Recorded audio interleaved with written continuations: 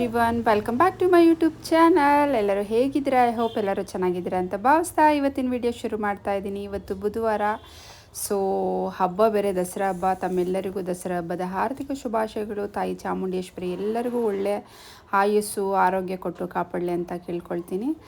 So ಇವತ್ತು ಒಂದು ಪುಟ್ಟ ರಂಗೋಲಿಯೊಂದಿಗೆ ಇವತ್ತಿನ ವಿಡಿಯೋ ಶುರು ಮಾಡ್ತಾ ಇದ್ದೀನಿ. ರಂಗೋಲಿ ಹೇಗಿದೆ ಅಂತ ಹೇಳ್ಬಿಟ್ಟು ಕಮೆಂಟ್ ಸೆಕ್ಷನಲ್ಲಿ ಕಮೆಂಟ್ ಮಾಡಿ ತಿಳಿಸಿ. ಶ್ರೀ ಕೃಷ್ಣ ಕೇಳನು ನಿನ್ನ ಆಸರೆಯ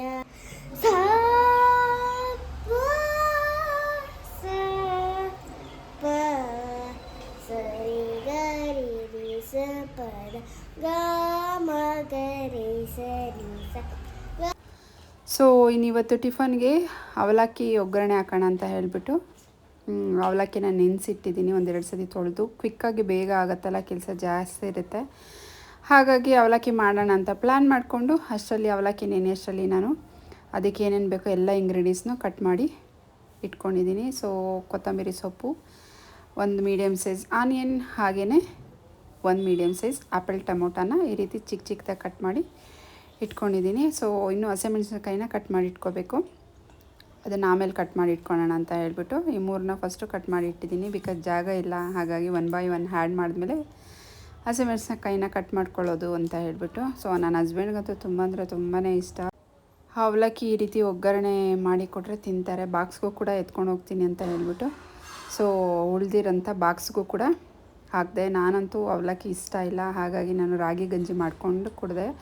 ರಾಗಿ ಮಾಲ್ಟ್ ಪೌಡ್ರ್ ಮನೆಯಲ್ಲೇ ಮಾಡ್ಕೊಂಡಿದ್ದೀನಿ. ಸೊ ನಿಮಗೇನಾದರೂ ರಾಗಿ ಮಾಲ್ಟ್ ಪೌಡ್ರ್ ಬೇಕು ಅಂತ ಹೇಳಿದ್ರೆ ಕಮೆಂಟ್ ಸೆಕ್ಷನಲ್ಲಿ ಕಮೆಂಟ್ ಮಾಡಿ. ನೆಕ್ಸ್ಟ್ ಟೈಮ್ ನಾನು ಅದನ್ನು ಕೂಡ ಶೇರ್ ಮಾಡ್ತೀನಿ. ನೋಡಿ, ರಾಗಿ ಪೌಡ್ರನ್ನ ಮಾಡಿಟ್ಟಿದ್ದೆ. ಸೊ ಅದನ್ನು ಜರಡಿ ಇಟ್ಕೋಬೇಕಾಯ್ತು, ಹಾಗಾಗಿ ಜರಡಿ ಇಟ್ಕೊಂಡೆ. ಸೊ ಇದನ್ನು ನಾನು ಒಬ್ಬಳಿಗೆ ಅಲ್ವಾ ಮಾಡ್ತಾ ಇರೋದು, ಹಾಗಾಗಿ ನಾನು ಇಲ್ಲಿ 2 ಸ್ಪೂನ್ನ ರಾಗಿ ಮಾಲ್ಟ್ ಪೌಡ್ರನ್ನ ತೊಗೊಂಡಿದ್ದೀನಿ. ಸೊ ನಿಮಗೆ ಇಬ್ಬರಿಗೆ ಬೇಕಂದರೆ ನೀವು 4 ಟೇಬಲ್ ಸ್ಪೂನ್ನ ರಾಗಿ ಮಾಲ್ಟ್ ಪೌಡ್ರ್ ತೊಗೋಬೋದು. ತುಂಬ ಎನರ್ಜಿ ಕೊಡುತ್ತೆ. ಚಿಕ್ಕ ಮಕ್ಕಳಿಂದ ವಯಸ್ಸಾಗಿರೋರು ಸಹ ಇದನ್ನು ತೊಗೊಳ್ಬೋದು. ತುಂಬಾ ಎನರ್ಜಿ ಕೊಡುತ್ತೆ. ಬೆಳಿಗ್ಗೆ ಟೀ ಕಾಫಿಗೆ ಬದಲಾಗಿ ಇದನ್ನು ನೀವು ತೊಗೊಳ್ಬೋದು. ಸೊ ಈಗ ನಾನು ಲಮ್ಸ್ ಇಲ್ದಂಗೆ ಚೆನ್ನಾಗಿ ನೀರು ಹಾಕಿ ಸ್ವಲ್ಪ ಉಪ್ಪನ್ನ ಹಾಕಿ ಚೆನ್ನಾಗಿ ಮಿಕ್ಸ್ ಮಾಡ್ಕೊಳ್ತಾ ಇದ್ದೀನಿ. ಸೊ ಇದಕ್ಕೆ ಬೇಕಾದ ನೀವು ಬೆಲ್ಲದ ಪೌಡ್ರು ಕೂಡ ಆ್ಯಡ್ ಮಾಡ್ಕೊಳ್ಬೋದು. ಬಟ್ ನಾನಿಲ್ಲಿ ಸಾಲ್ಟ್ನ ಹಾಕಿ ಲೋ ಫ್ಲೇಮಲ್ಲೇ ಚೆನ್ನಾಗಿ ಕುದಿಸ್ಕೊಂಡಿದ್ದೀನಿ. ಬಿಕಾಸ್ ನಾನು ಅದಕ್ಕೆ ಹಾಕಿರೋಂಥ ಇಂಗ್ರೀಡಿಯೆಂಟ್ಸ್ ಎಲ್ಲನೂ ಕೂಡ ಚೆನ್ನಾಗಿ ವಾಶ್ ಮಾಡಿ ಒಣಗಿಸಿ ಹುರಿದು ಪೌಡ್ರ್ ಮಾಡಿ ಇರೋಂಥದ್ದು. ಸೊ ಹಾಗಾಗಿ ಕ್ವಿಕ್ಕಾಗಿ ಬೇಗ ಆಗಿಬಿಡುತ್ತೆ. ಸೊ ರಾಗಿ ಗಂಜಿ ರೆಡಿ ಆಯಿತು. ಕ್ವಿಕ್ಕಾಗಿ ಈಸಿಯಾಗಿ ಹೆಲ್ತಿಯಾಗಿ ಮಾಡಿರೋಂಥ ರಾಗಿ ಮಾಲ್ಟ್ ಪೌಡರು ಗಂಜಿ. ಸೊ ನಿಮಗೂ ಬೇಕು ಅಂತ ಹೇಳಿದ್ರೆ ಯಾವ ರೀತಿ ಮಾಡೋದಂತ ಕಮೆಂಟ್ ಸೆಕ್ಷನಲ್ಲಿ ಕಮೆಂಟ್ ಮಾಡಿ. ಮುಂದಿನ ಸಲ ನಾನು ಮಾಡಬೇಕಾದ್ರೆ ಖಂಡಿತ ನಿಮ್ಮ ಜೊತೆ ಶೇರ್ ಮಾಡ್ತೀನಿ. ಪೂಜೆ ಎಲ್ಲ ಮಾಡಿ ಮುಗಿಸಿ ಅಡುಗೆ ಕೂಡ ಮಾಡಿದೆ. ಅಂದರೆ ಮಿಕ್ಸ್ ಬೇಳೆ ಸಾಂಬಾರು, ತರಕಾರಿ ಎಲ್ಲ ಹಾಕಿ ಸಾಂಬಾರು, ರೈಸ್ ಮಾಡ್ಕೊಂಡಿದ್ದೆ ಅಷ್ಟೇ. ಸೊ ಹಸ್ಬೆಂಡ್ ಸಂಜೆ ಹೊರಗಡೆ ಹೋಗೋಣ ಅಂತ ಹೇಳಿದ್ದಾರೆ, ಹಾಗಾಗಿ ಏನು ಸ್ಪೆಷಲ್ ಮಾಡಿಲ್ಲ ಇವತ್ತು. ಜಸ್ಟ್ ನನಗೆ ಅದೇನಿಗೆ ಇಬ್ಬರಿಗೆ ಅನ್ನ ಸಾಂಬಾರು ಮಾಡಿಕೊಂಡೆ. ಅಮ್ಮನ ಮನೆಗೆ ಪೂಜೆಗೆ ಹೋಗಿದ್ದು. ನನ್ನ ತಮ್ಮ ಫೋನ್ ಮಾಡಿದ್ದ. ಸೊ ನಾನು ಬಾ ಅಂದ, ನಾನು ಮನೆ ಕೆಲಸ ಲೇಟ್ ಆಯಿತು, ಹಾಗಾಗಿ ಅವಳನ್ನ ರೆಡಿ ಮಾಡಿ ಕಳಿಸ್ದೆ. ಸೊ ಪೂಜೆ ಮುಗಿಸ್ಕೊಂಡು ಕರ್ಕೊಂಬಂದುಬಿಟ್ಟ ಅವಳನ್ನ ಮತ್ತು ನನ್ನ ತಮ್ಮನ ಮಗನ. ಸೊ ಇವನು ನೋಡಿ ಏನು ತರಲೆ. ಓಕೆ, ಈ ಕಡೆ ಎತ್ಕೊಂಬ, ಸೈಕಲ್ ಇಲ್ವಾ ನೋಡಿ ಮನೆ ಹೆಂಗೆ ಎಳಿತಾನ ಅವನು, ಎಷ್ಟು ಶಕ್ತಿ. ಇಲ್ಲಿ ಬಚ್ಚಿನೋ ನೋಡಿ, ಇವಳು ತರಲೆ ಸುದ್ದಿ ಇವಳು. ಕಾರಲ್ಲ? ಯಾರ್ಯಾರು ಹೋಗೋಣ?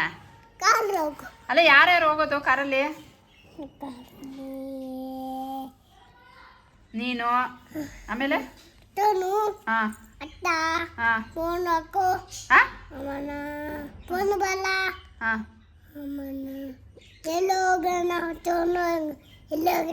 ಎಲ್ಲ ಹೋಗೋಣ, ಎಲ್ಲ ತಗೊಂಬರೋಣ, ಆಟ ಆಡೋಣ ಕಾರಲ್ಲಿ, ಆಮೇಲೆ ಡ್ರದಲ್ಲಿ ಎಲ್ಲ ಆಟ ಆಡೋಣ. ಯಾರು ಕರ್ಕೊಂಡು ಹೋಗೋದು? ಪಪ್ಪನಾ?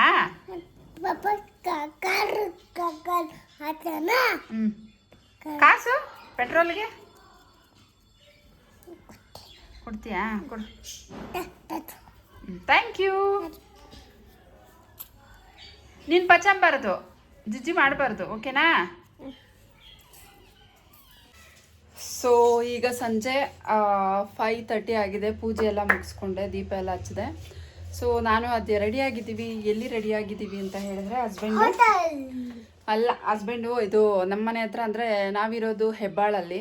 ಸೊ ಮಠದಳ್ಳಿ ಅಂತ ಇದೆ. ಸೊ ಅಲ್ಲಿ ಜಾತ್ರೆ ನಡೆಯುತ್ತೆ. ಅಂದರೆ ದಸರಾ ಟೈಮಲ್ಲಿ ಮೈಸೂರಲ್ಲಿ ಯಾವ ರೀತಿ ನಡೆಯುತ್ತೋ ಅದೇ ಥರ ನಡೆಯುತ್ತೆ. ಎಷ್ಟೊಂದು ದೇವರೆಲ್ಲ ಬರುತ್ತೆ. ಸೊ ಅದು ನೋಡ್ಕೊಂಬರೋಣ. ನಾಳೆ ಆದರೂ ತುಂಬಾ ರಶ್ ಆಗಿಬಿಡುತ್ತೆ ಅಂತ ಹೇಳ್ಬಿಟ್ಟು ರೆಡಿಯಾಗಿ ನೋಡ್ಕೊಂಬಂದು ಆಮೇಲೆ ಎಲ್ಲಾದರೂ ಊಟ ಮಾಡ್ಕೊಂಡು ಬರೋಣ ಅಂತ ಹೇಳಿದ್ದಾರೆ ಹಸ್ಬೆಂಡು. ಆಫ್ಟರ್ ಲಾಂಗ್ ಟೈಮ್ ಕರ್ಕೊಂಡು ಹೋಗ್ತಾ ಇದ್ದಾರೆ. ಸೊ ಹಾಗಾಗಿ ಖುಷಿಯಿಂದ ನಾನು ಅದಿಬ್ಬರು ರೆಡಿಯಾಗಿದ್ದೀವಿ. ಸೊ ನಂದು ಡ್ರೆಸ್ ಬಂದು ಈ ಥರ ಇದೆ, ಚೂಡಿದಾರ್. ಆದ್ದರಿಂದ ತೋರಿಸ್ತೀನಿ ನಿಮಗೆ. ಆದ್ದರಿಂದ ಔಟ್ಫಿಟ್ ಈ ಥರ ಇದೆ.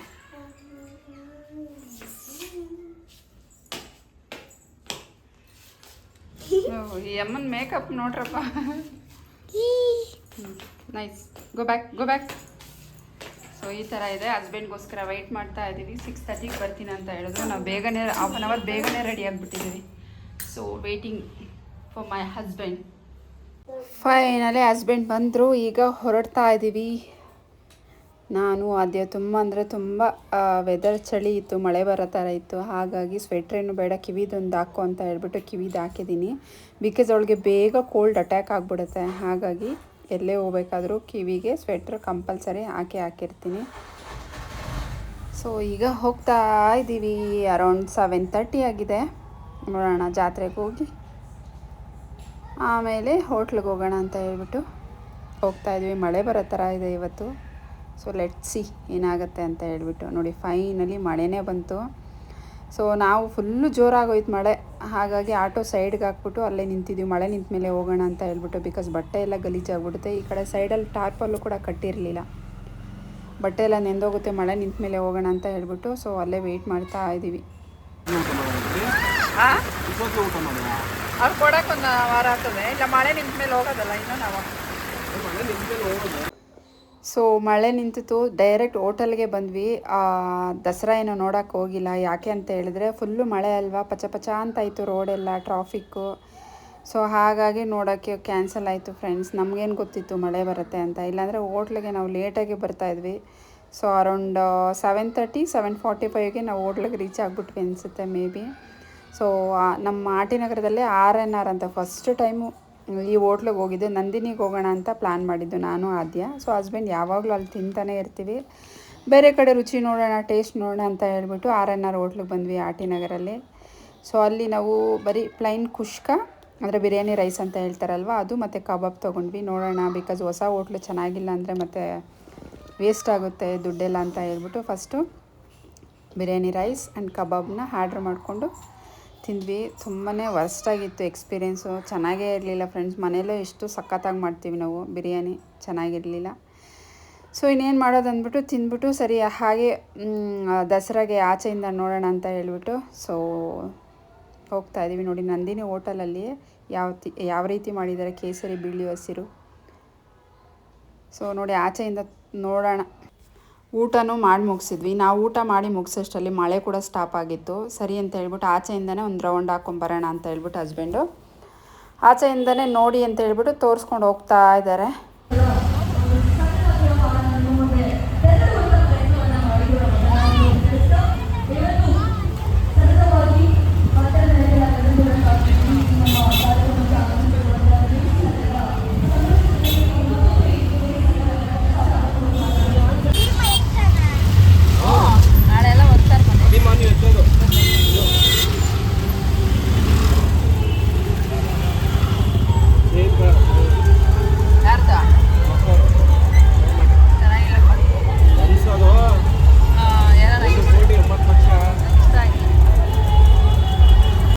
ಇನ್ನು ಆಚೆಯಿಂದ ದಸರಾ ಎಲ್ಲ ನೋಡ್ಕೊಂಡು ಬರುವಾಗ KFC ಕಾಣಿಸ್ತು ಆದ್ಯನ್ಗೆ.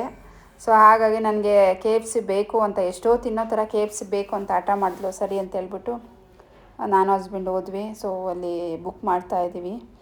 ನಾನು ಹಾಟ್ ವಿಂಗ್ಸ್ ತೊಗೊತೀನಿ, ಆದ್ಯನ್ಗೆ ಪಾಪ್ಕಾರ್ನ್ ಬೇಕು ಅಂತ ಹೇಳಲು, ಹಾಗಾಗಿ ಬುಕ್ ಮಾಡ್ತಾ ಇದ್ದೀನಿ. ಅದೇ ಹಸ್ಬೆಂಡ್ ಹೇಳ್ತಾಯಿದ್ರು.